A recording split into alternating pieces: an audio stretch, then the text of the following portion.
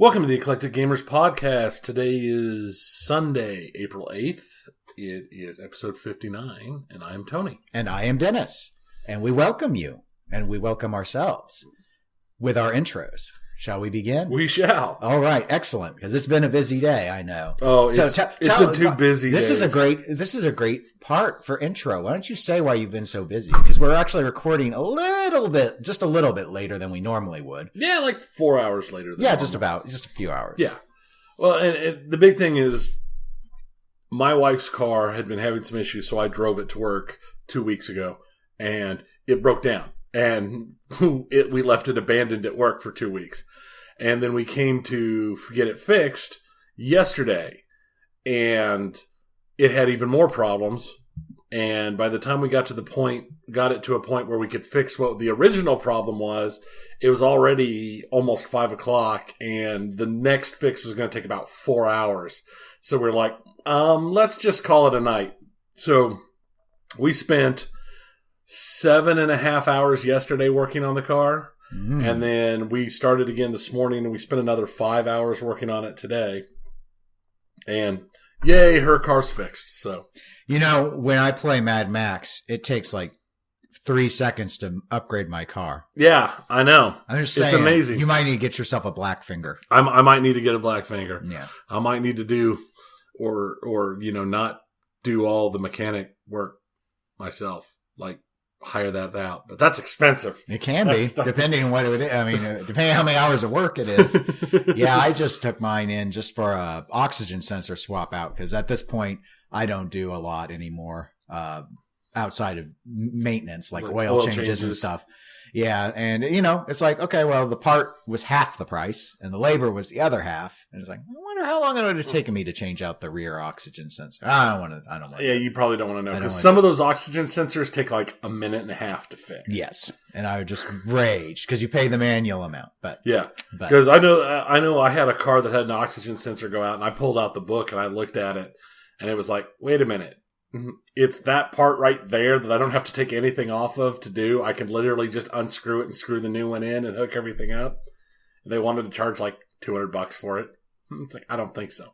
Yeah, I don't think so either. Putting the man down. Well, yeah, because everyone was asking, well, where's Tony at the pinball tournament yesterday? Yep. Because you weren't able to make it. I was hoping we'd get her done, but like I said, we didn't even get to start. It was so terrible. We didn't get to start on what our original goal to fix was. So one thing after another. That's okay.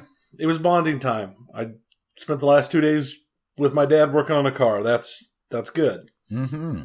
Yeah. So, other than the fact that it was working on a car. Well, yeah. It's more, I guess, it's probably speculating, a bit more enjoyable when my dad and I just go out to pick up a pinball machine instead and just talk. Because then you're not under the car. Right. Because at this point, I always have to be under the car for anything. Right. So yeah. There's also much less swearing and throwing of items. Well, sometimes. Yeah. Well, last weekend I had to do a toilet swap.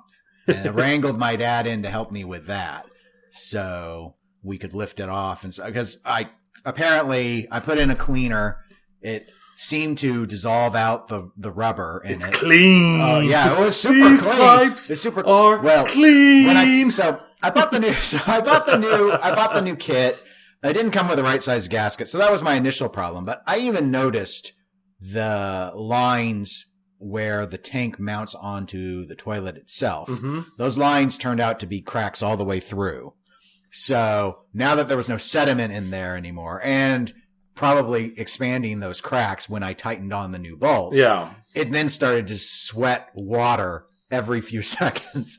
And so it's like, okay, let's buy a new toilet day. Of course, that was at 9:30 p.m. So it was not like Home Depot is open till 10, but we were not doing a toilet. It only took about an hour to actually pull the old one and put the new one in. And, I go and replace you're not supposed to clean the toilet by just dumping straight in your attic into the tank, right? It said dump all 3 packets in if extra dirty. And I was like, yeah, okay, sure. Because it's just supposed to get, it's in the clean water section. It's just hard, it's just minerals. So minerals and rubber. My hands were stained all week from that black rubber just going in with it because the flapper was black rubber, the rings were black rubber, the gasket was black rubber, and it would all just disintegrate in my hands. It's like safety glass shattering. Wow. That was the sound that was in my brain when it happened. So that was last weekend. And then this week was 403 Club. Mm-hmm. So I went. It took a little longer. I usually get wiped out pretty quick, and that was pretty much the case.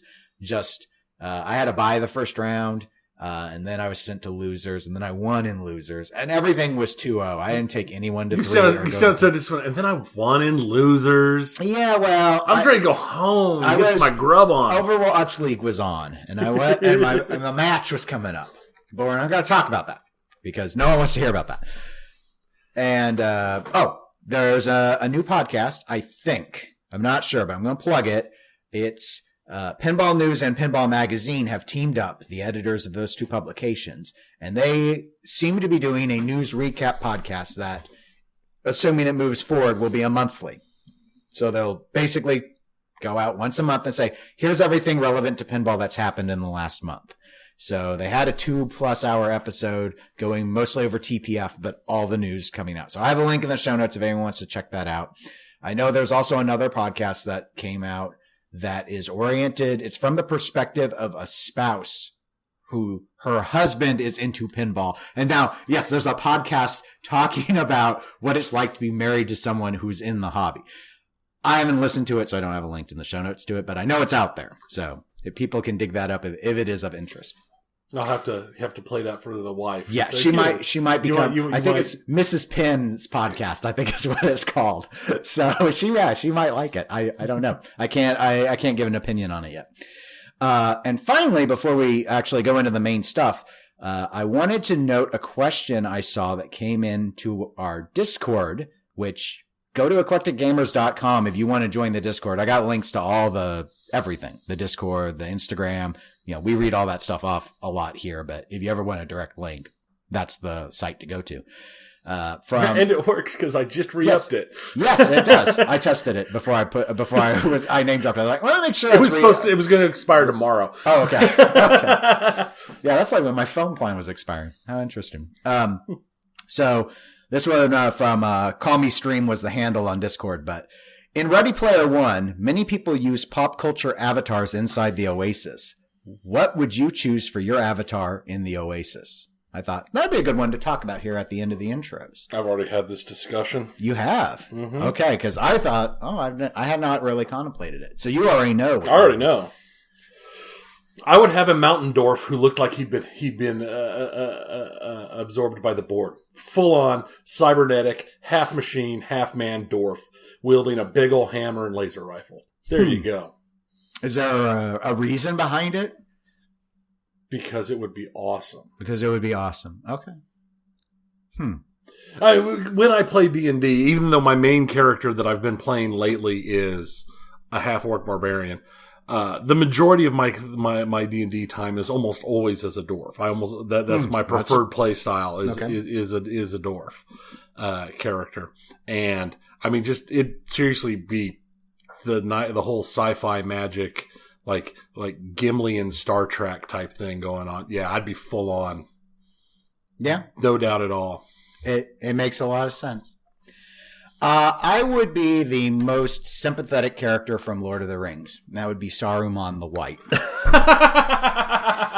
Because, like you, I usually play in D&D. I'm thinking D&D style, so I usually play some sort of spellcaster. Yeah. Don't tend to lean wizard style, but you tend to heal. Yeah, I do. But Christopher Lee look in Saruman, it works pretty well. But I'm thinking more narratively. I always thought the character was it's a far more complicated character than what is presented in the films. Oh, very much so. But of course, I'm not saying I would role play him. I'm just saying that there was a lot. He's got a sad story, so he needs someone to rep him a little bit better than he repped himself.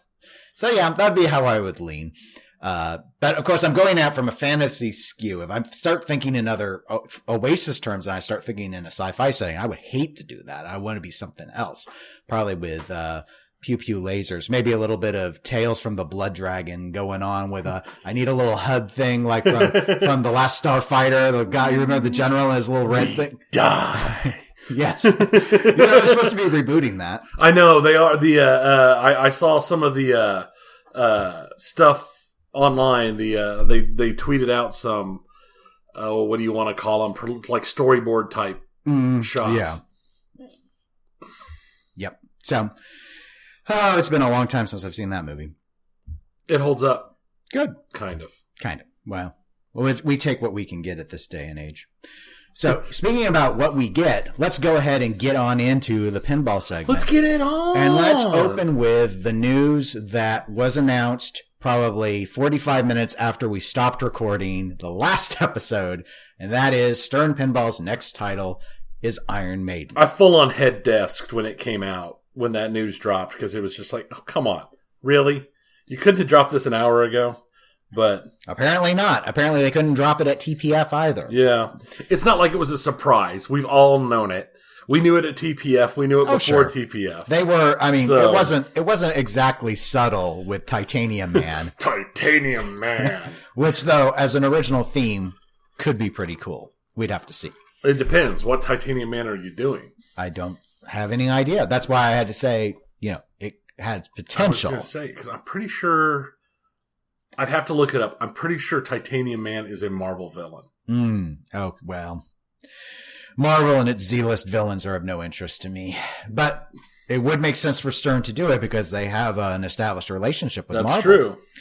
The show notes will have a link to This Week in Pinball's summary of the Iron Maiden details. But I'd like to go through it. Well, let's address the mini controversy first because I figure we might as well, even though no one really is going to care at this point about it. And that is the announcement got a lot of collector pushback, probably because it was a pretty lame announcement. I think it was because of a mix. There were three things, and I've seen people, the reason why I want to address this is I've seen some people who got really defensive about the announcement online, and I don't know why they were so defensive. They weren't all behind it. I don't know if it's because they're friends with the people who came up with the idea, or they were at the event itself, or what. But from an outside perspective, I caught it afterwards, so it didn't affect me. But there were three things that happened. One was that the announcement didn't show any of the gameplay. Okay. I don't think that was in any way surprising. No. That's completely consistent with how Stern has done these sort of teaser style announcements before. In fact, I thought they had even indicated there wouldn't be any gameplay or anything shown. Yeah, no, I mean, they've definitely done that before. Because I remember with Guardians, the very first time we saw gameplay was on Dead Flip. Right. So it's like, okay, well, I get why people won't care about an announcement if there isn't even a photo of the game, but y'all should have seen that one coming. So I thought, that one, I think that's being a little bit silly. Second thing was that if you wanted to see it, if you wanted to see the announcement, quote unquote, live, you had to watch a pinball tournament. Okay. I have a little more sympathy because watching competitive pinball doesn't always work very well. And it doesn't work for a huge segment of people who hate competitive pinball. And trying to tie these releases to competitive pinball that closely, okay, I guess I can see why people would get upset. But on the flip side, you didn't have to watch it live. You could have just watched the announcement, 2 minutes later on Facebook. So again, I don't see, that was your own fault if you want to sit there. Now, you know what would have been cool? I'm just going to float this out there. You float. Now, it would have been cool if they'd done with this like was in that old Nintendo movie with Fred Savage. The Wizard? The Wizard, where suddenly they rolled out. And for the final game of the tournament, it was Super Mario 3, which nobody had ever even seen before. Just walking. Final game of the tournament, Iron Maiden. Nobody's ever played it. Good luck. That would have been interesting. That would have been mad props for that. Mad props. See, that would have been awesome. It would have. No. This was even though it's on triple beta, it's like on alpha code. I know I've kind of sided in favor of the announcement on these first two of the 3 points, but understand that the announcement was in no way awesome. It was. It wasn't. The teaser was lame. I mean, it was some music and it was the name, and it somehow still took 30 seconds to show. It was weird. No, the third thing was The person who was emceeing the event apparently was quite intoxicated, and it was an embarrassment. And you know what? Probably would have been good. I'm just saying, Stern, that you probably should have gone out and issued an apology for paying someone to behave in that fashion. No kidding. That was a disgrace to pinball. So yeah, you got to own that one. I mean, I understand. I've seen plenty of drunk people playing pinball, but you shouldn't be emceeing it. Yeah. Drunk. That's a different level. You're working there. You're actively working. You want to look like amateur hour? There you go. That's a 101. That's a 101 step. Just right. Go ahead and get someone who's fallen off the wagon. Great. So anyway, so that was when we were recording. A few days later was when there was the surprise dead flip stream. And it was like, here we go. We're going to show gameplay.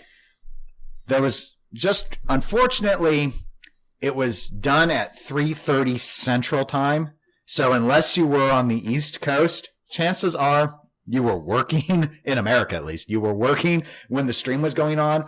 And because of reasons, I'm not sure of the reasons, but there were reasons, Jack Danger, who runs Dead Flip, was not allowed to archive the footage. So no one can go back and watch it.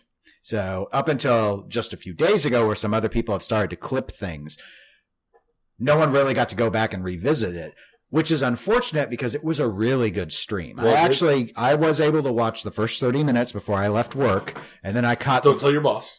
Well, let's not tell my boss, because he wouldn't care. But I can't even play it. He's like, no, he wouldn't care. He was too busy watching March Madness to have... Oh, probably. Or he was out of town at yet another meeting. Yeah. Okay, sure. Whatever. I'm the one who stays in town and works. So why is it all the meetings we send you to are in Hawaii and Bermuda? What does that have to do with Kansas? You know, that actually he refused. That's an interesting one, because there are national conventions that will go there. He actually refuses to go to the ones that are in exotic locations because he thinks it looks bad to use taxpayer money to go to. So even if it's going to be a good conference, he won't go to Hawaii. He encourages the board to reject sending board members as well. So. Don't let that be fooled, though. If it's DC, it's all the time. And it's expensive out there, too. But anyway, that's beside the point.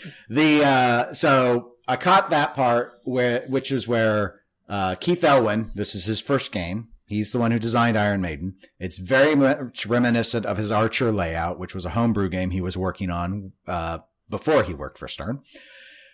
He walked through all the rules, how all the shots work, what his design philosophy is. He didn't just do the playfield. He's not the programmer, but he designed the rules. And once I got home, I was able to catch a little bit of the actual gameplay footage because they were just walking through everything originally. So anyway, there are photos and such up at This Week in Pinball, but I wanted to go over a few of the features, because, you know, last episode was when I made my Empire Strikes Back remark on why I had, in that Critics' Choice thing out of TPF, said I didn't agree with the majority of y'all who were backing this. Oh, it's going to be all about all the manufacturers this year. And I thought the highlight to me was going to be that this is the year where Stern turns on the Death Star and starts blowing up manufacturers because fear will keep the local builders in line. And this, I think, was a good case in point. 4 flippers, even on the Pro. What was the last Stern Pro game that had 4 flippers? I have no idea. I don't know if there was one. It may predate the Pro Premium LE model. What was the last one that had 3 on it? Metallica, I guess. I think it's Metallica. Metallica or Star Trek. I think Metallica's newer. Yeah. I mean, multiple flipper, like Aerosmith's 3rd flipper, that's Premium LE. The 4 flippers on Game of Thrones, LE Premium. It's just, so, I mean, right there, it's like, okay, you're even putting 4 flippers on the Pro. The LE has 8. I'm kidding. I don't know. That's just... No, it does not. I'll go through the features real quick. But all right, here's what they all have. All right, they've got 12 Iron Maiden songs. I'm not an Iron Maiden fan. I don't know Iron Maiden music, so I'm not going to go over that. The 4 flippers I mentioned, the two spinners. This is on all models. 2 spinners. You'd think that wouldn't be that much of a noteworthy thing, but again, after that Star Trek Metallica period, they started taking the spinners off the Pro.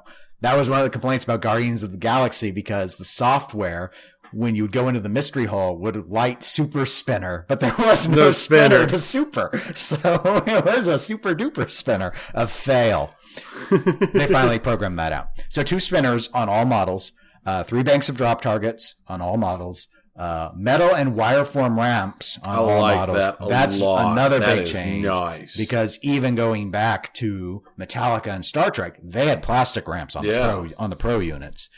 A captive ball on all models, and a sort of a bullseye target that's sort of in the center, kind of where you might normally associate a bash toy. And this is a feature that Keith has played around. That was like the highlight feature from his Archer layout. Yeah. It's almost like a very target, but instead of how hard you hit it and how far back it goes to give you points, it's the more centered it is. It's like 3 switches, 3 rings. The more valuable it is, the more centered you are. So that's what's on all of them. From what they've said, and I have not seen any images yet of the art packages or anything regarding the premiums and the LEs. The premium is supposed to be an Egyptian themed art package for the translite and the cabinet, and the LE artwork is supposed to be some sort of battlefield theme. The premium and LE versions are going to have a physical motorized sarcophagus ball lock. So what's going to happen is it's going to have a lift ramp, kind of like the bicycle girl ramp on The Walking Dead. Yeah. But there's a ball lock mechanism that will be available under that instead of the virtual lock, which the Pro will have. There'll be a motorized Guardian that will reveal the Pharaoh's tomb entrance. So there'll be another toy there. There'll be a controlled middle Pharaoh laser cut metal ramp, and that will also raise to reveal a scoop, which represents the underworld shot. They'll have a Newton ball, which will be to serve as a sensor. I think there's a stand up on the Pro model to do that feature, a stand up target. Egyptian temple plastics. It'll be multi-layered. If you've noticed ever on Sharky's Shootout, there are plastics on top of plastics layered. They're going to do that on the premiums and LEs. They'll layer plastics to give more depth. And 2 custom Eddie toys. They'll be sculptures of the Eddie is their mascot, the mummy. So that's on the premium LE. And then the LE version will come with a shaker. Stern had stopped putting shakers in all their LEs. Their pin glass, that HD glass, the non-reflective glass. The super glass. Yep. A better speaker system, brushed foil cabinet artwork, mirrored back glass, powder coat, side armor, and a custom shooter rod with Eddie as the shooter. So, and the LE run is 500 units. So that's it in a nutshell. I know you didn't get a chance to see the gameplay. What are your thoughts, either from the photos you've seen or just running through these features? Based upon everything, and I mean, has there been a price? Have they made a price change, or are they still running with their normal prices on these?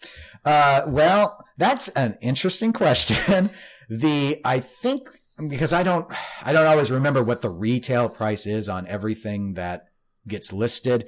And the reason why I'm hedging right now is I want to think that the issue was the price is basically the same as has been other games, but they've lowered the MSRP. So what I've heard is that the MSRP is lower now, but the actual take-home price didn't go down because of that. Right. So the MSRP is $6,000. So $59.99 for the Pro. And so the street price is expected to be about $5,500 to $5,600. I thought you could get Star Wars Pro for about $54, so that'd be about a $100 increase. The premium is $7,600. I'm not going to do that 99 stuff. So that's expected to be about $7,300 if you were to call a distributor. And the limited edition was $9,000, which those don't go down much. That was expected to be about $8,800 if you didn't get one already, they're gone. Yeah. No one seems to be able to find a distributor that still has stock available. So okay. So much like how it seems like, practically speaking, maybe another $100, which seems to be roughly what's happening every year at this point, or every game at this point. I'm not sure. Because the thing was, I wanted to think Aerosmith might have been about 5,300. Star Wars I thought was about 5,400. I thought Guardians was the same. And so, so about 55, 56. So in line with what they've been doing, right, price-wise, though the MSRP didn't go up. But okay. The actual pay price is going to be pretty much the same. Yeah. So about what you'd expect. I always assume with Stern that when it's a new year, they're going to tack $100 to $200 on because they've been doing it. Yeah. Forever. Like when I got Star Trek, my take home price was $48 with shipping 2-door. So. Yeah. But okay, so pricing in line, they didn't jack the price up. They didn't jack the price up. They've got all these features, the metal ramps, this and that.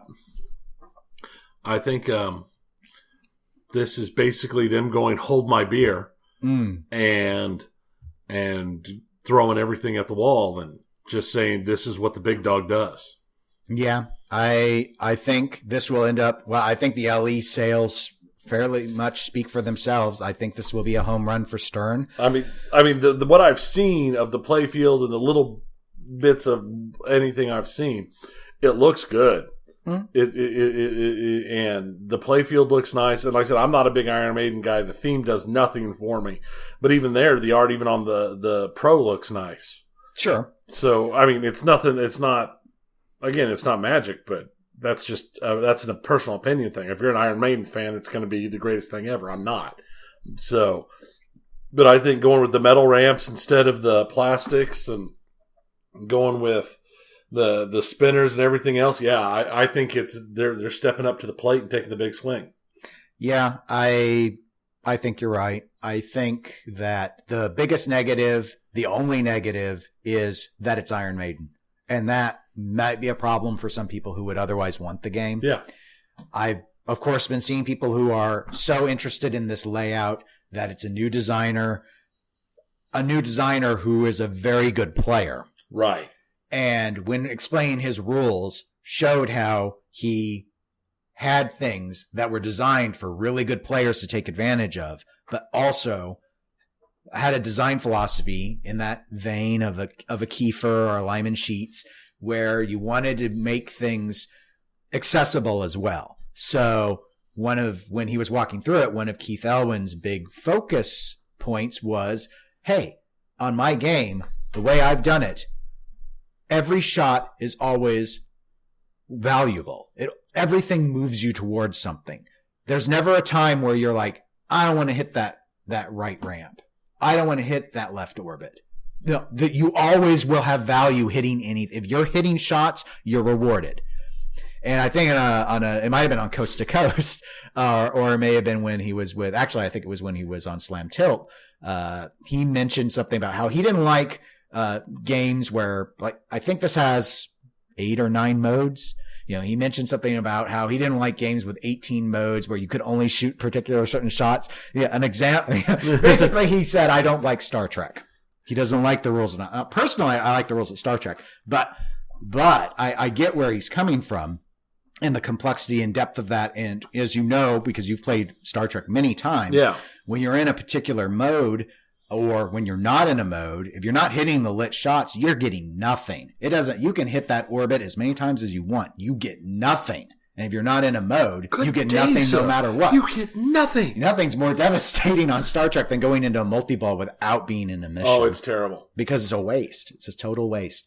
But so he doesn't agree with that approach, and he wants this style where things are always moving forward, and some things are more lucrative. Like if you do an alley pass, or commonly referred to as shat scene, and it goes backwards up an inlane, he's got a target on the left that if it goes high enough and hits that target, it will know based off the sequence of switch hits that you shatzed, so you get bonus. You get a letter spotted or something. You get a reward. It's only accessible if you do it that way.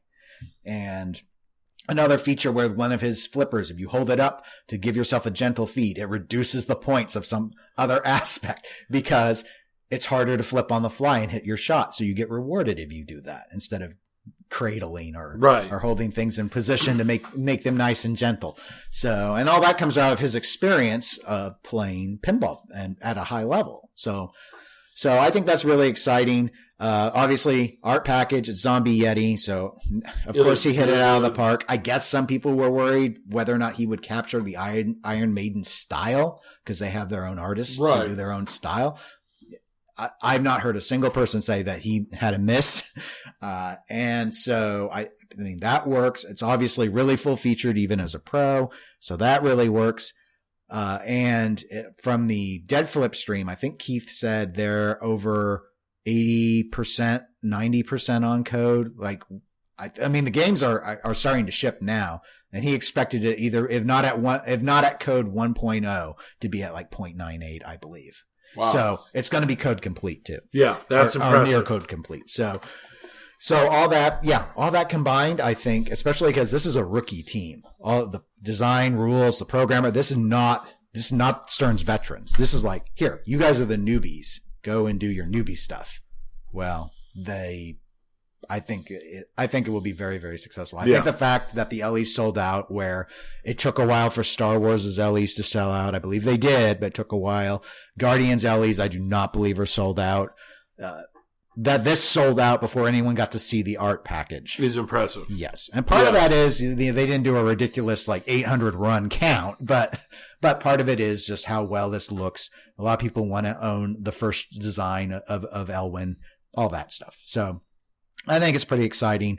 I don't really care I'll be good. I'll be happy to see what the premiums look like just in terms of the gameplay differences. But from the way it's been described, I think this is going to be in that vein of you're not going to feel like you got cheated out of gameplay features by going pro. It's not going to be like Game of Thrones where they feel like two totally different games. Right. And Stern, that's been something where there's an inconsistency. Like Game of Thrones feels very, very different.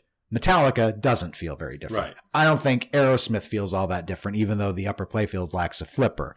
But you could say maybe Guardians does. I don't know because I've only played the pro. Yeah, but yeah, it really. Walking Dead's a good example of one where the premium plays quite a bit different. So yeah, overall though, I think this is a good move. It's helping my prediction be true that Stern. That Stern's learning from all the criticism. And I know a lot of people feel like they don't learn fast enough, and that's a fair enough complaint. But I mean, if the rest of the releases this year are as good as this, right, this is going to be a great year. It's going to be an amazing year. It's going to be an amazing year for pinball, period. Mm-hmm. But if everything's puts out at this level, it's going to be amazing. I mean, this is Stern full on just sacking up and walking forward and saying, "I am the king for a reason." Mm-hmm. Yeah, and I know a lot of people question why did they not show this at TPF, and I have no idea. I don't know. Based upon what I've seen, based upon what I've read, based upon everything else, they would have owned TPF if they showed this at TPF. My assumption is they don't care about owning TPF. I think you're right. I think they don't view TPF as where they make their sales. Could be. And as we've discussed in prior episodes, it's not like we can think of a time where Stern ever did a reveal at TPF. So it's not like this groundbreaking thing. It's not like Stern has their big. I mean, they're there with Marco, but it's not like Stern has some big giant. No, it's like they might push out new code that will be unveiled there. Right. Some, little things like that. I mean, they make sure their games are there, but they don't treat it like the end all be all major event that it's pretty much becoming. At least for some of the, I mean, I'm trying to think. I mean, Jersey Jack seems to typically do their reveals at Expo, not at TPF. Then you get with the program and know what the new Expo is. Obviously, Spooky really favors doing it at TPF, but Spooky is at the point where I think we're going to maybe see one announcement a year. And so it's a good show. If you're going to do it show-based and they're a boutique, right? I think that makes a lot of sense for them. Well, do you think Jersey Jack is about to move beyond a one announcement a year stage? No, I do not. Okay. It would be nice, but the fact that Pirates still isn't shipping yet. Right. Makes me wonder if they're slipping. I'm not throwing out there like to the level of Hobbit or Wizard of Oz sort of stuff, but it seemed like the timeline for Dialed In, well, it was greatly improved versus, Right. I mean, Hobbit was worse than Wizard of Oz was in terms of delays, but Expo was quite a while ago. They're still going around with the prototypes, and it's like, I don't know. Just a few things I've been hearing has been there are delays in play. I don't know what the delays. I don't know what part of it is causing a delay. I don't know what the issue is. Their playtesters are probably still trying to choose a character. That could be. Or they're in the upper play field and still haven't gotten the ball to fall off of it yet. That's a common issue as well.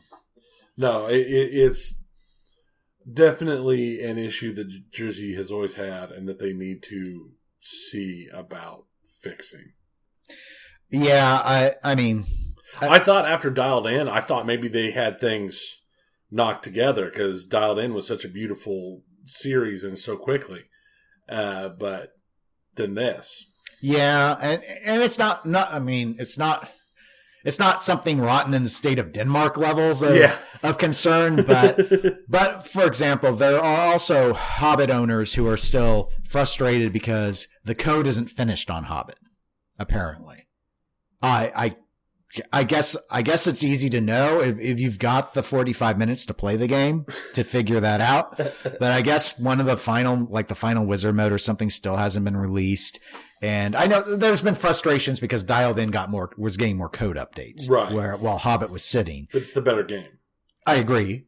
And it was probably driven in part because Dialed In had more active sales at the time. Though I still think when we see the final tallies, if Jersey Jack were to ever tell us, I wouldn't be surprised to see that Dialed In will be their least sold game. I think so. But too many people buy purely off theme. Yeah, it's just too important. It's too important. But anyway, so this, big win for Stern, obviously. All preliminary indications show that to be true. And I think we'll see one on location here in the near future. Now, we briefly just now mentioned Pinball Expo. It's back. Kinda. That's right. No songs out of you. It's back, kinda. Okay, this is confusing. This is really confusing. So I'm going to try and summarize it real quick. But then there's a link in the show notes to the article from Pinball News that covers all of this. What we last reported was Pinball Expo, that the traditional Pinball Expo was gone. In its place was going to be two events. One was going to be called Pinball Palooza. And that was the event that Rob was going to put. Rob and Mike, they're two people. There's Rob and Mike, and they're partners in Pinball Expo, the old Pinball Expo. Rob felt changes were needed, and changes included Mike couldn't be involved anymore. Mike and Rob had disagreements over who owned the rights to Pinball Expo. So Rob was going to do Pinball Palooza, and he was going to do it a month earlier in another nearby city. That was Rob. Mike was going to keep the Pinball Expo dates and location, but he wasn't going to call it Pinball Expo. He didn't announce what it was going to be called. But since they were arguing over who owned the name, no one was going to call anything Pinball Expo. Okay. It's now been indicated that Rob has secured the name Pinball Expo and all of its liabilities. He has all of its rights and all of its liabilities. So that means he has the Expo obligations, including this year and next year, is my understanding. There's 2 years left on the contract at the Westin, which is the facility at these particular dates that were already chosen. So now Rob has to put a show on at that date and that time. He can call it Expo, though. So Expo is now back on the calendar at exactly the same place, at exactly the same time, with exactly the same name that we thought was going to happen last year. With half the control crew. Right. Rob's already announced certain replacements coming in to help bring in the games and to help run the vendor hall. Yeah. Mike, I'm confused on what's going on with Mike. He's been on Pinside. He's been vocal, and he has been complaining quite a bit that he was misled, that he thought he was still going to be able to have the Weston space. And it's weird. This whole thing is weird. So before we go into the weirdness, I want to say it's unclear to me if Mike is planning to run a rival event now, because he does not have the contractual obligation to put anything in place. When Pinball Palooza was announced, Mike made it sound like on Pinside that he had to run an event in place of Expo during Expo's date and time at that hotel. Right. Because he was stuck with the obligation. Even if he couldn't use the Pinball Expo name, he had to fulfill the contract. He was the one stuck with it. Like, he signed the contract, so he was stuck with the contract, or something along those lines. Right. So, as near as I can tell, he still wants to do a pinball event. And apparently he had been in discussion with the people who do the Midwest Gaming Classic, which is sort of a nearby event that happens, to see about doing another Midwest Gaming Classic over in the Illinois side of things. But I don't think anything from him is happening this year. That's my sense, but I'm not certain, because I can't tell. I can't imagine throwing something together this fast anyway. Yeah, and that's what a lot of people were concerned about. The idea of Pinball Palooza. Could the area support 2 shows? He only has 6 months to put it together, and it would have to happen in September rather than October. All right, the whole Pinball Palooza, all that got liberated. He doesn't have to hold that event. Now, here's the thing. I think that area can definitely hold or handle 2 shows. What it can't handle is 2 shows 4 weeks apart. It can handle 2 shows 6 months apart easily. I mean, there's a big enough draw. It's central enough in the U.S. You'll get a fair number of people. So if there was a spring and fall show, I think they'd be okay. I think one of the shows would still be smaller. They'd probably both be smaller. They'd both take hits. But I think it would be much more likely to handle than going, well, we just went to Chicago for Pinball Palooza, and we got to go back to Chicago for Expo in 3 weeks. Yeah. No, I think that's a good point. I agree with the airport nearby and everything. There's not really a reason why you couldn't have 2 shows if they were on opposite times of the year. Right. Or anything. I mean, yeah, I'm trying to factor in the vendors willing to get vendor space and take people willing to bring their games. But, yeah, I mean, it's a fairly populated area. Right. They wouldn't have to necessarily be the same people bringing everything every time. The issue that's coming up right now, though, is the drama of the fallout. Because this obviously has been very, very messy. Mike clearly did not want to be cut out of Expo. And the way it's going online is there are factions. There are factions that have formed up. Now, was this decided through arbitration? Is that what it was? Well, they both had lawyers involved. Right. And that's why I'm confused. Mike's statements do not seem consistent to me. And that's and I don't know if it's just that he's confused or if this is like a sympathy ploy or what. But, and let me, obviously, it's like, I don't know Rob and I don't know Mike. What I know is that when I saw people complaining about Expo, they blamed Mike. That he was the guy who was going around yelling at vendors and making volunteers not want to go back. There's a different perspective that comes out, especially through Pinside, where there are a lot of Mike supporters who feel he got railroaded by Rob. Mike was a big contributor. Mike did all the really hard work, and Rob just wants to go off and do his own thing, thinking it's all going to be easy and let Mike take all the blame for everything just because Mike loses his temper sometimes. What I have a problem with, because I've never been there, so I've never experienced, Mike's never been mean to me. Rob's never been nice to me. The issue is I don't understand Mike's statement that he's going on saying he got tricked. That he was assured by Rob that he would get to keep the Expo date at the dates and the Weston location in October. But they both had lawyers involved. What is this? This makes no sense. It sounds like arbitration. They apparently hammered something out, but in a way, Rob got everything. I'm assuming there was a payment of some sort. He got the rights to the name. He got the rights to all the other assets it controls, and he got stuck with all the liabilities. And Mike's going on to Pinside, and he's complaining essentially that he didn't know he would lose he's not calling it a liability, but he didn't know he'd lose the liability about having that Weston date. That's his date. He was assured by Rob he would get to keep that. Well, did he not read what he signed? Yeah. That's what doesn't make any sense to me. I have no idea if Rob promised him anything or not, but if Mike had a lawyer involved, his lawyer should have clearly spelled out to him, this is what you're getting. Nothing. You're getting out of it. That's what this deal is. And I just don't believe a lawyer didn't tell him that. So he either didn't. I used to think like you, but I've seen enough stuff with lawyers lately. Well, I've seen some poor lawyering myself. So, but the bottom line is he's throwing it all back on Rob. So even though it looks, you read this Pinball News article and you think, okay, well, it's settled. Right. Rob's not going on Pinside saying anything that I have seen yet.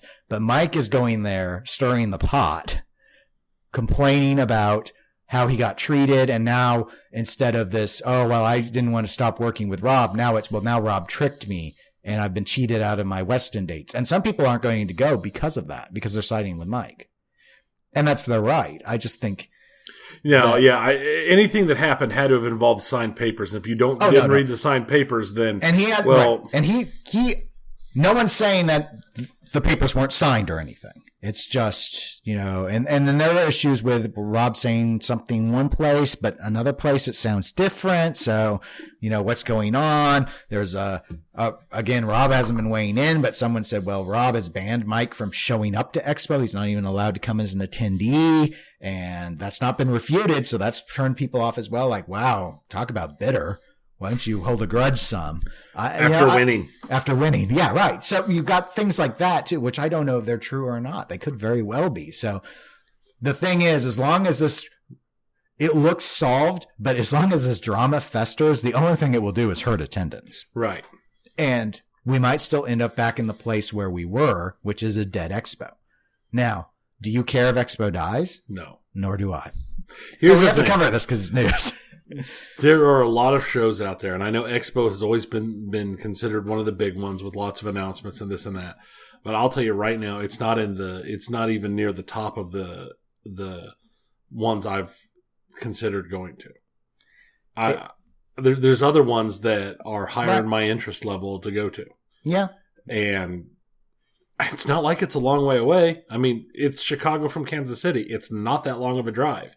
Several of the others I want to go to are in the same distance category. Expo's never had that kind of pull for me that it does for a lot of people. Yeah. So it's just, I think for a lot of people, it's tradition and they just think it makes sense. And it does make sense that you'd have an event near where most of the manufacturers are. I mean, most of them are all based near there. Yeah.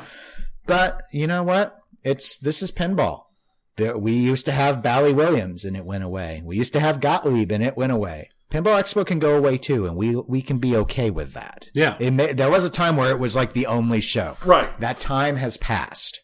So if people want to be bitter and take sides on this, I mean, I really don't care. I don't care if this event succeeds or fails because I don't think it's that important to the hobby, whether it succeeds or fails. It's just an event. So, and as we noted, and why some people were really annoyed about things about Iron Maiden not being there and such, the issue with Texas Pinball Festival is, for all intents and purposes, it has eclipsed Expo for events. It had the P3 Cosmic Kart Racing announcement. It had the Kingpin demonstration-ish. I can't say it's an announcement because they kind of announced it ahead of time, but the prototype build there. And then of course Alice Cooper's Nightmare Castle was there. So Stern used it to unleash a couple new code updates on 2 of their currently produced games. It's Expo now. I mean, the Deep Root guys were walking around there at the event. You had Gomez was there, Steve Ritchie was there, Lyman Sheets was there, Mark Ritchie was there. I mean, it's the new Expo. So That's why I wouldn't worry. Folks, don't worry too much about this. Unless it's like. Unless you really love Expo. Sure. I mean, Expo's your close. Right. It's your close event. I'm not saying don't care, but don't think that like this is some serious blow to the hobby. There's plenty of, there are plenty of other shows that will pick up the slack. Well, right. And here's the thing. Even if somehow Expo dies, I would be amazed if there wasn't some new show in the Chicago area within a couple of years. Yeah, I think it's almost inevitable. The critical mass, it's like a black hole there because there's so much manufacturing that's nearby. I mean, Spooky's just over in Wisconsin. You've got a lot of the people doing the design on the Jersey Jack side are in that area. Right. Obviously, Stern is in that area. It's just got so much critical mass. Part suppliers like Pinball Life are there. Something will happen. Don't fret. Don't fret. But in the meantime, that's sort of the news going on with Pinball Expo. That's really all I had for news in the category of pinball. So I think we should transition a little bit to this very odd event called the Trash Talker Invitational Podcaster Bloodbath.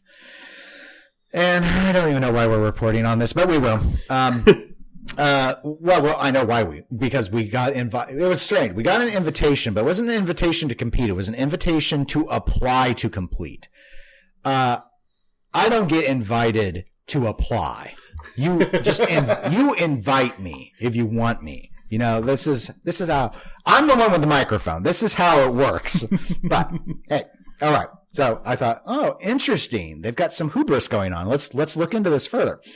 So it's just a side event. It's like a side tournament that's going to be happening during Replay FX.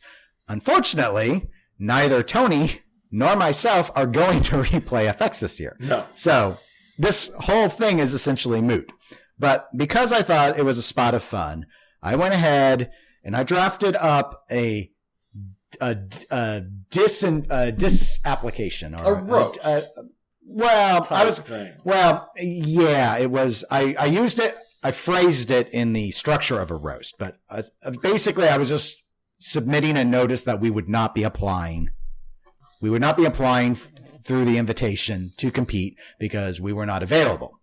But I went ahead and took that opportunity. Unless they want to fly us out there, that could change. No, I mean, yeah, maybe. I don't know. I still couldn't get off work, so it doesn't matter. I hear Replay FX is really, really cool. I don't know if I would be annoyed, though, going to Replay FX if I couldn't do Pinburg. Right. I think I would just be angry. Yeah. So I don't want to be. I couldn't get the time off work anyway this year. That was the whole thing. Is I couldn't get that. I couldn't get that time off work this year because we discussed it. Right. We did. We talked about it rather than Texas. So anyway. So yes, they had a list of who the invite could go to other entities, but they had in the application, they had a list of podcasts that had been sent the invitation. So we were in there, as were a number of other podcasts. So when I wrote that we were declining the invitation to apply, I roasted all the other podcasts that were in the list. Now, I was hesitant to do this because, as you know, Tony, we have a very nice show where we're very nice to people. And we were nice to pinball machines until your latest poll. We are nice, good, loving people. Yes. But in the spirit of trash talking, I thought that it was important to decline the ridiculous application process in the spirit to which it was submitted. So I roasted all the other shows that were in the list. And that was my nice roast. Tony got my copy because I needed him to sign off and say, okay, are you okay with this? I'm not going to put my name on something. And I even put in a comment as a disclaimer saying this is a joke, and someone called me out like, how can you trash talk and put in a disclaimer? I was like, you can't really do that, but it's the internet. I didn't know what else to do. We still had someone who thought we were being really serious and mean. We were being unserious and mean. It's different. I guess you could have done the whole /S at the end and people picked it up on it. No one would have gotten. No, I actually had a version you did not see, Tony. It was deeply profane. I had like a R+ rated. Do you still have it? No, because it was just, I drafted it. I drafted the first version. I thought this isn't mean enough. So I changed it so that it was just laden with profanity and sexual acts and all sorts. I mean, It sounds wonderful. I actually thought it was much funnier, but I thought, well, while our show is safe for work, we don't commit to keeping any of the other social media that way. I just didn't think I should do it on Facebook because normally we keep the Facebook pretty clean. Yeah, we try. Well, we do a pretty good job about keeping everything. People, you don't understand. They don't understand. You don't understand how hard it is to be so nice and quiet and demure and not swear. Yes, demure. That's what everyone thinks of when they hear us. Demure. That it is a challenge. So anyway, but the response was pretty good in terms of the other podcasts. The other podcasters that were referenced who saw it at least, all seemed to get it and get the joke. So that was nice. And the committee that was doing it did say that if we go to Replay FX in 2019, we're in. They took that as an acceptable application. Essentially, our decline got declination. Our declination was an application that was accepted. So anyway, so that's all I wanted to say on that. Tony, the worst of the fall, our last pinball segment, our big pinball segment, your abomination of a contest. My thing of hatred, my biggest fear going into this contest, that especially when we were talking about it on the last episode, because even then we had problems picking out, we're voting for the worst one. The worst one wins. Right. Was that we would have a big issue with? We didn't. No. People get it. You get this. You get me. You really get me. And your response rate when I last looked was higher than some of the other ones I'd set up. So I guess people enjoy hate. I'm disappointed in pretty much all of you, but we're a hate-filled organism. Apparently, that's what it is. We thrive. I mean, love is good, but hate makes you strong. And there was someone and they didn't write into the show. They wrote to me directly, and they thought it was funny how I was so reluctant to support this hate-based poll, and then I ragged so hard on so many games. Like, once the decision's made, folks, I commit. That's my job. That's my job as a co-host of the show, is I need to commit. You guys, even if I think it's a mistake, once the decision's made, you need to make it as successful as possible. So I'm going to bag on these because a lot of these are trash games. I'm just not going to mask my feelings. So, Tony, I guess you should probably summarize us on what the results were from round one before we go into what the round two matchups are. Round one results. Dun, dun, dun, dun. Dun, dun. See, I made that sort of epic. Yeah, that was nice. That was real nice. All right, round one results. Starting out, Revenge from Mars versus Popeye. Popeye wins. Yeah, Popeye. You are definitely the worst of those two. I agree. Obviously, Guns N' Roses won over Medieval Madness. Though somehow, I'm thinking Trolls, somehow 10.9% of voters said Medieval Madness was worse than Guns N' Roses. I'm assuming Trolls, but yeah.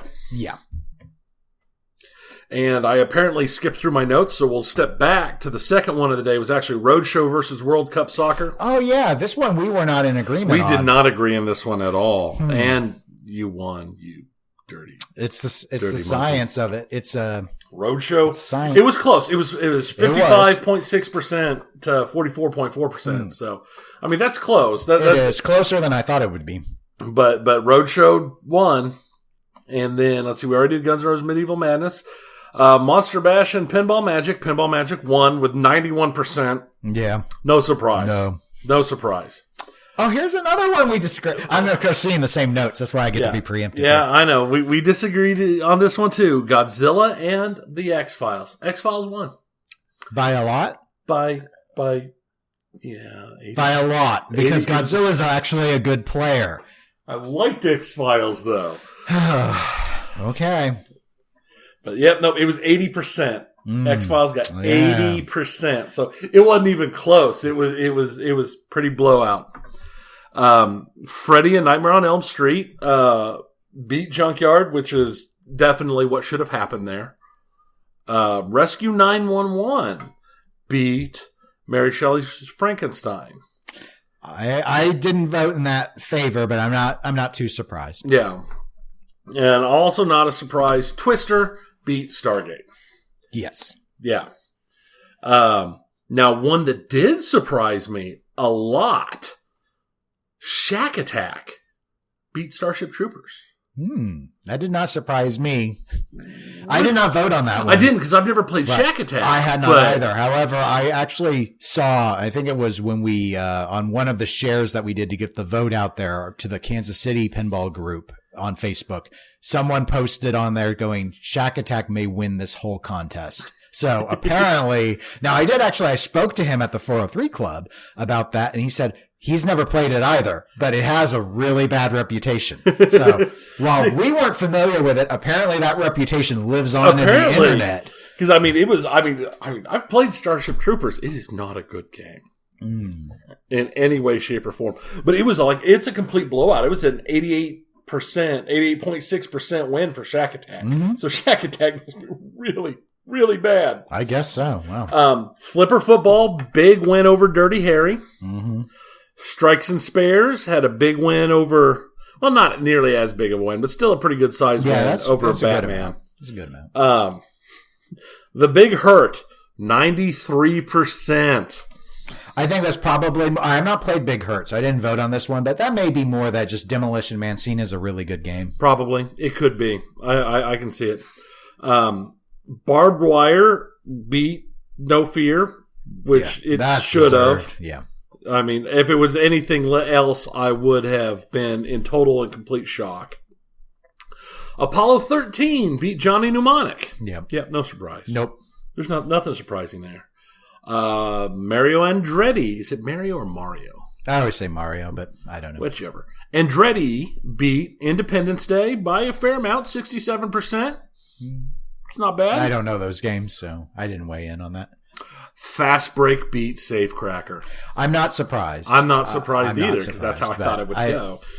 Because Safecracker's the best. It was relatively close, though. It was close. It was 58-41. Let's see. We got Lost in Space beat Break Shot. We expected that. Yeah, that's no surprise. Now, this was my surprise. Royal Rumble beat Cactus Canyon. I'm not surprised. I just think it's wrong. Yeah. I think, right. I'm not surprised. No, I'm not. I'm just disappointed. There are a lot of people who think that Cactus Canyon is a great game. They are wrong, but that's driven by a mix of Williams' elitism coupled with rarity, coupled with having familiarity with Cactus Canyon continue. Right. So all those things mixed together, a lot of people haven't played WWF. I mean, I hadn't. I've owned and played pinball since 2012, and I didn't play WWF until less than a month ago. And it was good. It was good. But I'm not surprised. Yeah. I just disagree. South Park beat the Flintstones. Yeah, deserved. Yep, deserved. Tommy beat Theater of Magic by a lot. I'm not surprised. I'm not surprised. I disagree. Yeah. Star Wars Trilogy beat Congo? Yeah, no doubt. Oh, yeah. Easy. Space Jam beat Attack from Mars. Now, here's the problem. People voted for Attack from Mars. Not very many. Not very many. I'm assuming either trolls or there were a couple people who didn't understand the point. It could be. There are enough votes that it's too hard to know. But, yeah. But when it's less than 5%. Yeah, I know. It's just... It makes me sad. It hurts my soul. It hurts my soul so bad. Jackbot beat Toten. Not surprised. No. Lost World Jurassic Park beat Champion Pub. Not surprised. No. Lost My Place. Dun, dun, dun. Dun, dun, dun. Well, there's one you missed. The GoldenEye and Maverick matchup. Just before... Oh, I did miss GoldenEye and Maverick. Way back there. GoldenEye. Definitely... Wait, no. I made a mistake. I bolded the wrong one for you. I bolded the winners when I had some time to make it easier for him through the notes, and then I bolded the wrong one. So Yep. No, Maverick beat GoldenEye. Yes, and that is not surprising, and that is the right answer. That's not how I voted, but I know it's not surprising. I know it's not, but. And then the next one you're ready for is Airborne, number 26. Yeah, Airborne and Viper Night Driving. Viper Night Driving won. That's not a surprise. I don't think it is either. I never played Airborne, so I don't know how bad it is. Apparently not. But I do know how bad Viper Night Driving is. Yeah, so I'm not surprised by it. Star Wars Episode 1 beat Baywatch. Now, by how much? Because you refused to acknowledge how awesome Baywatch was. I did refuse to acknowledge how awesome Baywatch was. It was 84.8% to 15.2%. That's right. I mean, it was a complete blowout. That's how awesome Baywatch is. That Star Wars Episode 1 is an abysmal game, because it's not an abysmal game. It's boring, and it's a little unbalanced. But Baywatch, with the shark fin flipper and the tower, it's just that good. It's just that good. And the jiggle on the DMD. It's just that good. It's just that good. Now, in absolutely no surprise to me, Indy 500, one of the worst games ever created, beat The Shadow. And while it wasn't super close, it was closer than I thought it would be. I did too. I really thought Shadow would be like 10% or less. Really? I figured 20 or less. Okay. But yeah, it was 69.6 to 30.4. It was way closer than I thought it had any right to be. I just was surprised. Harley Davidson beat Scared Stiff. Makes sense. By a huge margin. Not unexpected there. Corvette beat Circus Voltaire. I'm not surprised. I don't agree, but I don't either. Surprised. But I know some other players who also think that Circus actually is a pretty good playing game. I don't agree with it, but it's an argument. It's an argument. It's a common argument. And let's see. Waterworld beat No Good Gophers. That makes sense. Yeah. I mean, everything about Waterworld was terrible. I've not played the game. I have no idea. Did I play the game? I might have played it. It was at a TPF in 2017. And I played it. I might have played it there. Where it's got the big boat, the Shaz, or whatever it's called, what you have to attack. But No Good Gophers is a good game. I don't think that is a good game at all. Really? No. I mean, I'm not saying it's a favorite. It's not on my list. I was thinking about it yesterday at 403 Club, and I got mad enough at it. I actually said that Teed Off was better to someone, and they did not agree with me at all. Obviously, did you get hit? No one would dare. No one would dare strike me. Strike me down, and I will become more powerful. Here's the thing: Teed Off's rules are worse. It's got some seriously unbalanced stuff going on with it. However, I think the layout's better. So it's sort of like a choose your own adventure. Both paths lead to your death. So it's not much of a book, but anyway. And our final thing, World Challenge Soccer beat Whodunit by a lot. I'm not surprised. So here's our round 2 matchups. All right, good. It's opinion time. So it's good. We get to the meat of it. Nom, nom, nom. Starting up the round 2 matchups, Popeye Saves the Earth versus Roadshow. Okay. Come on. Don't even play this. Oh, hey, you let me. I can draw this out if I need to. And I need to, because these are both not very good games. You bought that Popeye that was for sale in the area, didn't you? No, I didn't even know. I set up all searches to filter out crap, so I don't see things like it Popeye. Was linked to you on Facebook. I know it was. You went and bought it. That's why you were busy. It's probably blocked. Actually, all right. So here's the thing. Popeye is easily the worst of these two games. Yes. I know I really, really, really bagged on both of them last episode for good reason. However, I can see the ball on Roadshow. I can see the ball. And when I'm playing pinball, I need to see the ball. So Lawler understood that. And he's like, you know what? Even I'm going to put twice the plastic faces on this game, twice the number of flippers it needs on this game, and put in a double path map to travel across the country, with one path being greatly point superior to the other, thus ruining the idea of any choice in this game. I'm going to still let you see the ball. Whereas on Popeye, it was like Osler just had to deal with a python, and it's like, oh my gosh, Python is crazy now. He's gone full on crazy. So they spent all this time making this elaborate art with this boat for your playfield, and they forgot that it was a pinball game.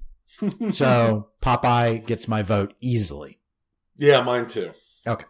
I mean, but that's no surprise. I like Roadshow. I know you do. It's Friday. All right, number 2 is Guns N' Roses versus Pinball Magic. I'm going to vote Pinball Magic. I think it's just too linear. I think it's too linear, and I don't think it's very fun to shoot. I'm going to say something terrible here. Mm-hmm. I don't understand the whole pinball and magic themes. Really? Well, I think it's the idea that you can make the ball disappear or levitate or be held and I guess it's the idea that I don't it's the understand. idea that magnets and scoops and subways and stuff lend itself to making you think about magic. Some games have done it well. I freely admit some games have done it well, but some games do it terribly. I mean, I'm just assuming that. Yeah, no, Pinball Magic that's is why. Definitely. The third matchup is going to be The X-Files versus Freddy. I'm not going to vote on this because, as I noted last time, I don't have any experience with Freddy. I've played Freddy once or twice, as I recall. It was at least once at TPF last year. So I will go with Freddy. Okay, but you mentioned earlier that you liked X-Files. I like X-Files. Okay, well, Rescue 911 and Twister is next in the list. I'm going to vote Twister. I just think it's boring. It's so boring. It's like, we want to kind of be Whirlwind, even the theme's kind of Whirlwind, but we're not Whirlwind. Cow. Yeah, I mean, I like the movie, but Rescue 911, I think it's a relatively clever game. It should have been more for as long as Premiere spent on it, but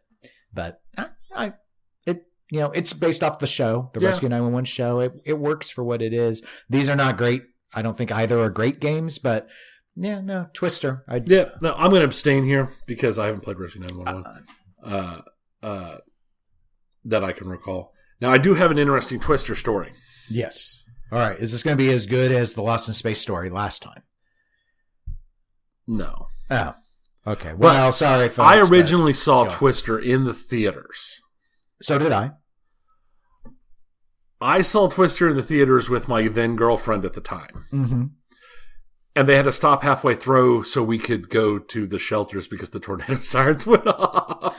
Oh, interesting. We were at the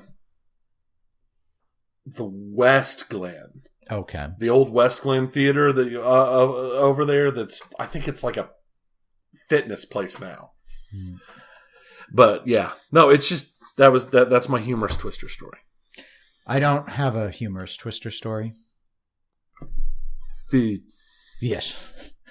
Yes. I do like that movie. I enjoyed the crud out of that movie. It was funny. Growing up in Tornado Alley, of course, it resonates more with us than it probably did with other people. Yeah. But it's like Bill Paxton, he was such a good bit character on so many things. He finally got his own vehicle. Yeah. That was featuring him. And I thought it worked fine. Yeah. Didn't work well for his career. He had to go back to just doing supporting roles. But hey, that's what it is. Next up is Shack Attack versus Flipper Football. Abstaining because I haven't played either of them. I'm abstaining. Strikes and Spares versus Big Hurt. Abstaining. I'm abstaining. I have this fear that we're going to get down to the final round. In the final round, the last two for the worst game. Yeah, I'm abstaining. I've never seen these. As it gets further along, what I'll do is I'll actually, most of these should have footage up on YouTube. I'll watch footage. Start hunting that down footage. Yeah, I've seen footage on some of the games, but that I've been willing to abstain so far. But we'll have to weigh in at some point, just because it's too boring to keep saying abstain. Yeah. So.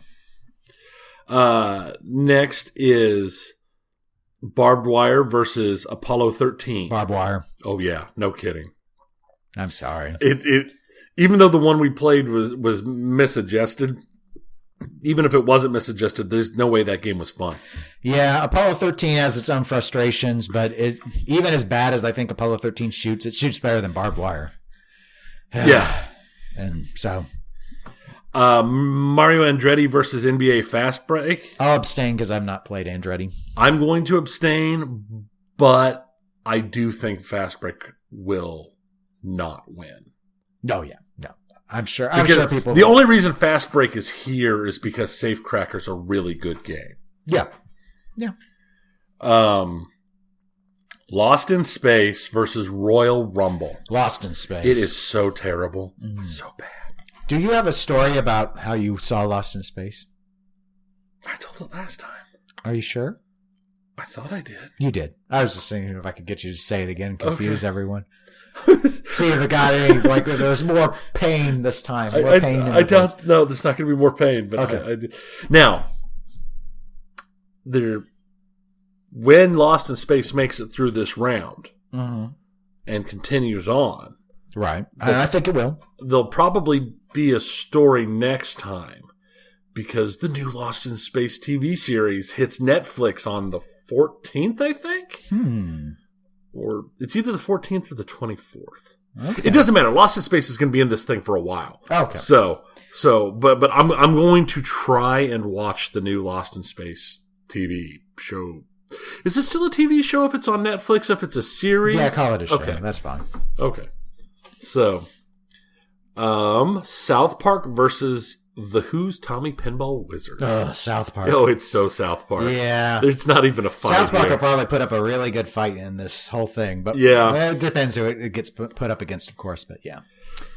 Star Wars Trilogy and GoldenEye. Now, this is a boo-boo on my part because I copied down from the bold. So that's you're right. Maverick. So that's Maverick. Yes. Yep, you're right. Star Wars Trilogy versus Maverick.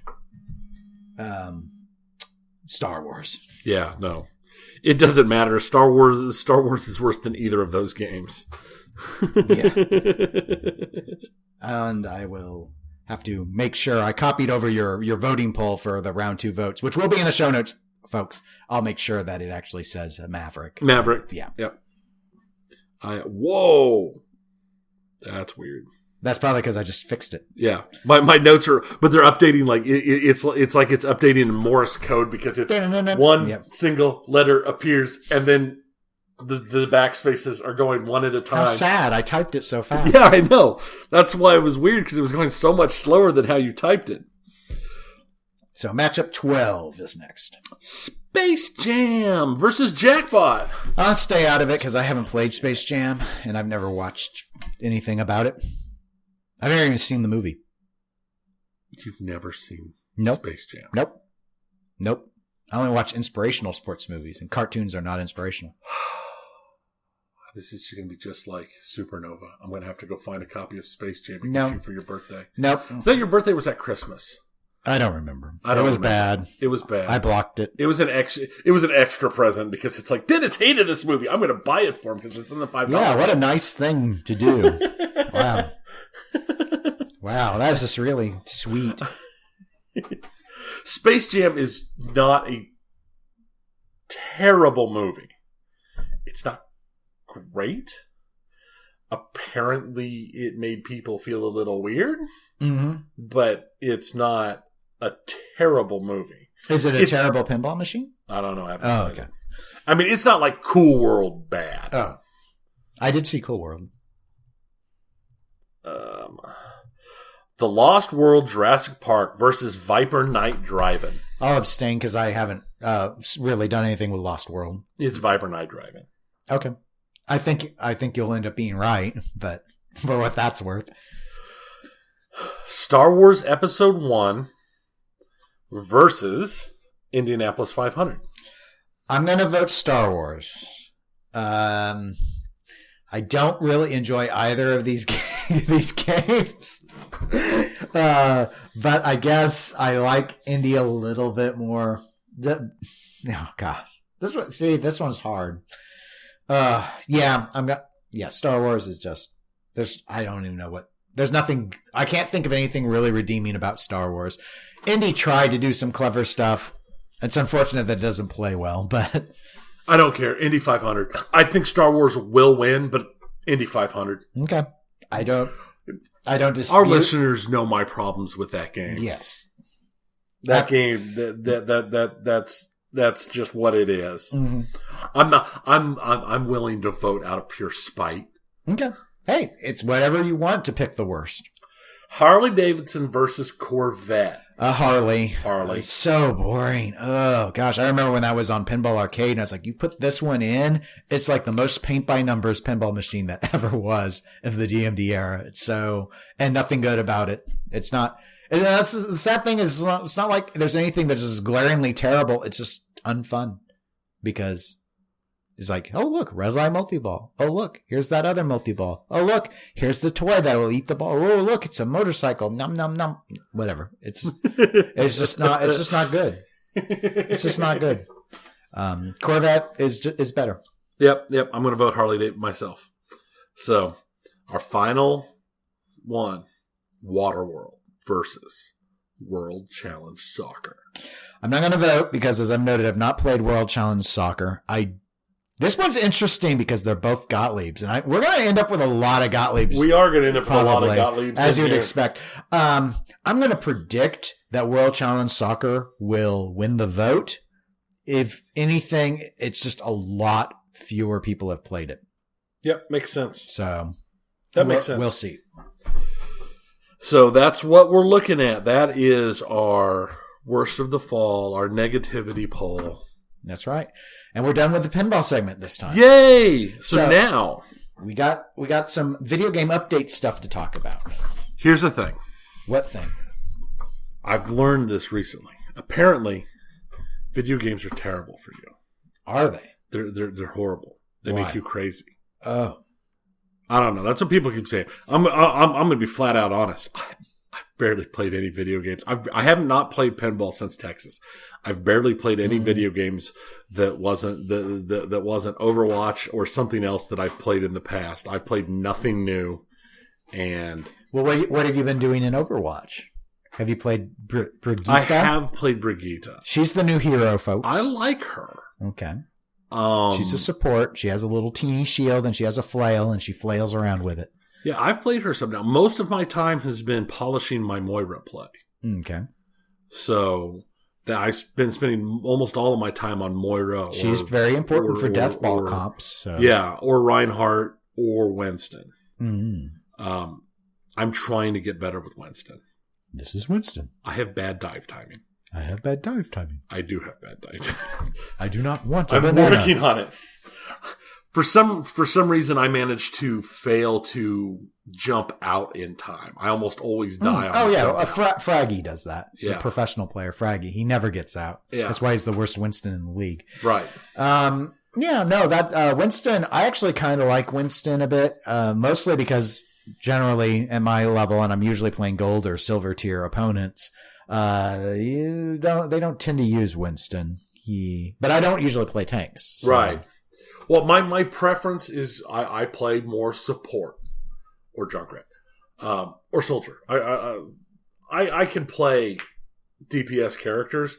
It's just I rarely do in anything other than like random hero, right? Because you rarely get the chance. And that's what I mostly I've been playing the last couple of weeks. I have been playing Overwatch. It's mostly been Mystery Hero or a little bit of competitive. Usually, I will play Mystery Hero to get the weekly loot crates from the arcade mode to get new skins and stuff. Mm-hmm. It's just Mystery Hero is always an option there, so I'm usually in Mystery Hero for that.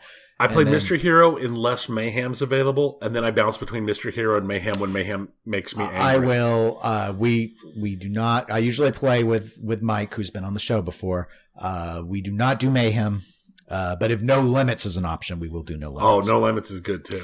And then sometimes I've done a little bit of competitive. It has not gone well. It's been a mess. I've lost like 200 SR rankings. Wow. Just because some of it's probably me, and some of it is just it just seems like I keep getting on a team where someone wants to be Sombra and they just hide the whole time, or we're only one tank, or. It's a comp disadvantage. Right. Or on the few instances where the comp has been balanced, what we call 2x2x2, where you've got 2 support, 2 tanks, and 2 damage, which is normally a good approach, at least to start with. There'll be like no hit scan and there's a Pharaoh or something like that. And nobody will change the hit scan. No one will change. Of course not. No. Everyone's like, no, we're not doing that. So that's been my Overwatch stuff. I've been doing more time on Mad Max. Yeah. Because I'm wanting to finish it, but I needed to do a lot of the side mission stuff because I needed the scrap to upgrade the car or to get access to certain tools or add-ons I wanted. I'm stuck right now with, I don't know if you've won the game or not. I'm at Gastown and I'm supposed to be doing this race where I have to destroy this truck, and it is tilting me off the planet because that's where I am as well. Because every time I try, he seems to get to somehow, even though he's a huge truck, he gets to go faster than me. And they just keep sending in infinite other cars. And yeah, I have infinite ammo, but I can't repair. I've got a bomb on my car, so I've got to do it all in 7 minutes. And I keep quitting out and changing my build, like giving up armor so I can go faster, which helps, except now I can only take like 4 hits and then I'm gone. Yeah, I seem to recall I tilted out. And that's why I hadn't played it in a while. Or when I did play it, I was playing, it's like, I'm just going to wander around the desert. Yeah. So I only got to that today, but I probably spent an hour and 90 minutes on it. And it's just like, I'm done. I'm going to go read a book. So that's what I did. But that's all I have for video games. I do have, I know it's not last episode, the episode before I talked about that they finally announced that BattleTech was launching in April. Yes. They did release a new trailer that included the date, and that is April 25th. I actually saw a sponsored ad from them on Facebook about it. They are everywhere. They're hitting hard. That's because they did that deal with Paradox Interactive. Oh yeah. So Paradox is handling all their stuff. They've been doing a lot of they've been streaming a lot of skirmish stuff online for their multiplayer play on like Twitch and stuff. Okay. And they just did an hour-long video podcast. Okay. Yeah. There are video podcasts. Yeah. An hour-long video podcast that was just them basically going over the mech bay and modifying mechs and modifying lances and this and that for skirmish. They haven't really touched any of the single-player stuff for that. That's all stuff that'll hit. They haven't gotten into any of the story stuff or anything. I'm looking forward to that, as everybody knows. I'm looking forward to that. I'm lucky, not the week that it comes out, but the following week, because I go on call, I have to take some time off, because of how we handle on call time. Right. So I'm probably going to just live in that game for that day. We'll give you stuff to report. Yeah. Excellent. Okay. Well, we made it, I believe, to the end of the show. It should be. All right. I mean, we didn't, like I said, I've so not done any video games, not done anything. I've mainly been working on cars and around the house. Mm-hmm. Well, you can find us on Facebook at facebook.com/Eclectic Gamers Podcast. You can also email the show, eclecticgamerspodcast@gmail.com. We're on Twitter, which never gets checked, and Instagram, which is checked fairly often, at eclectic_gamer. And we'll talk to you guys in 2 weeks. Until then, see you later. 2 weeks.